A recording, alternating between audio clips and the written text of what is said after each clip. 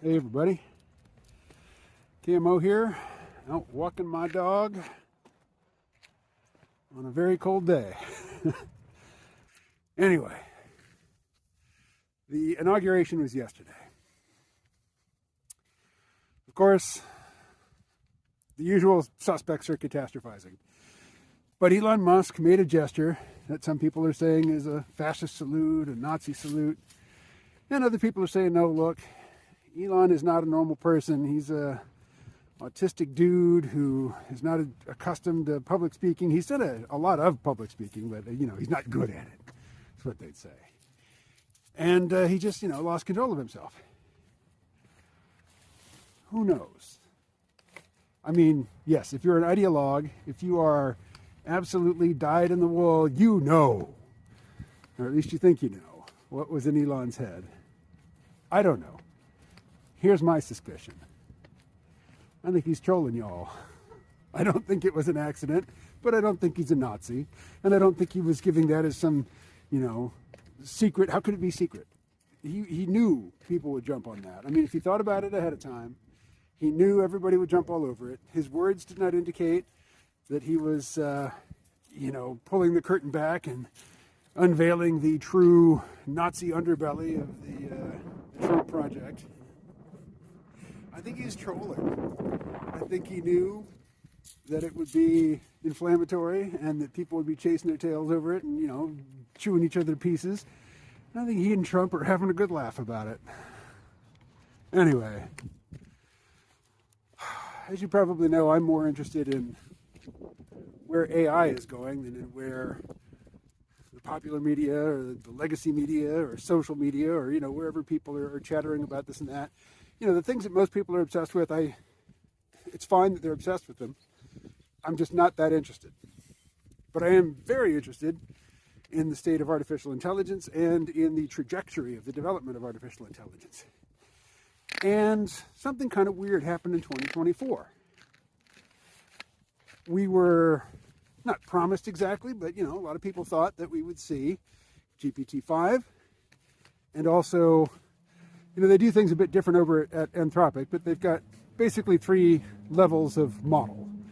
There is the Haiku, which is the smallest, and you've got your Sonnet, which is in the middle, and then you've got your Opus, which is the biggest model. And in 2024, we got Haiku and Sonnet 3.5, and people were expecting, over at OpenAI, they're expecting GPT-5, and at Anthropic, they were expecting Claude 3.5 Opus. And neither model was released. People were expecting them in summer and then late fall at the latest. And here we are, the whole year has gone by. A new year has started. There are no announcements. There are no promises. There are no statements saying expect, the big frontier models, the next generation of them soon.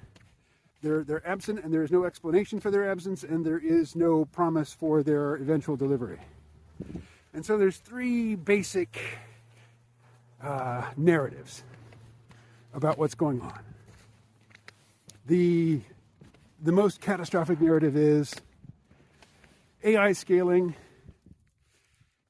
far from it being a law of nature that, the more parameters you put into a neural net model and the more data you feed into it, the smarter it gets. Far from being a law of nature, it turns out to have been just a blip, just a momentary sort of, just a phase, a passing pattern. And it's done. Scaling is over. And, both Anthropic and OpenAI and probably Google and Microsoft, they spent gazillions of dollars to train the biggest models ever, and they sucked. That's one narrative. At the opposite extreme, and I wouldn't call it an optimistic narrative, but it's the most tech-forward, like technophilic narrative, and it's also the most juicy, the most exciting. And that is, they trained their new frontier models, and they are too powerful. They're too smart. They're too good. They're not just AGI. They're artificial superintelligence. And you just can't release them to the public because it would be like handing out nuclear bombs. So, they're being kept behind closed doors, and the AI companies are the new rulers of the world, and they're being very cagey about it and very slow to flex their power. But presidents, prime ministers, dictators. None of that means anything anymore. It's just Sam Altman, Dario Amodei, Sundar Pichai. They're the only people who matter anymore. But there's a middle narrative. Somewhere between the AI is broken, the methods we were using for a while to improve it don't work anymore, and artificial superintelligence is here behind closed doors at the big labs. The middle narrative is, yeah, they trained these new models, and they are better, but they're also expensive to run.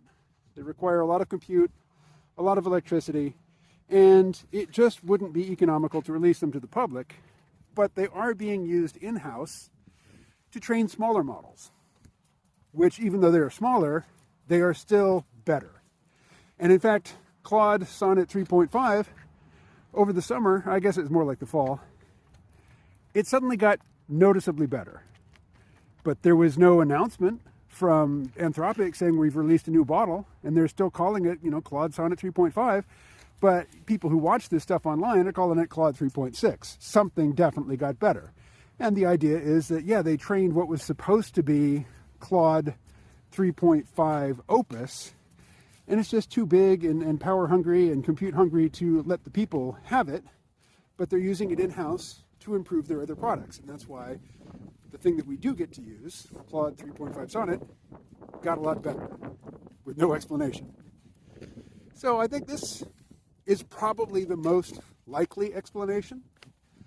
I mean, it's also, I guess, the one that if somebody gave me, the ability to choose which timeline we're on, that's the one I'd want to be on. I certainly don't want God in the box at OpenAI, nor do I want, AI to have hit a wall. And I'm sure all the usual suspects, all the technophobic people, all of the people who pine for a future that looks a lot like the pre-industrial past, they are eager to say, oh yeah, see, AI's done, it's over. It was never going to go anywhere beyond where it is right now. I mean, I am very confident that that notion will be thoroughly refuted by events, news events in the coming months. And yet, I'm also confident that the people who cling to that narrative right now will still be clinging to it a year from now, even though dramatic improvement will have presented itself. Anyway, I'm going to wrap it up. Don't know how long I've been doing this, almost 10 minutes. So, hey, yeah, check out my Substack. That's where I'm putting most of my time and attention outside of the day job these days. Yes, I do have a day job. All right, see ya.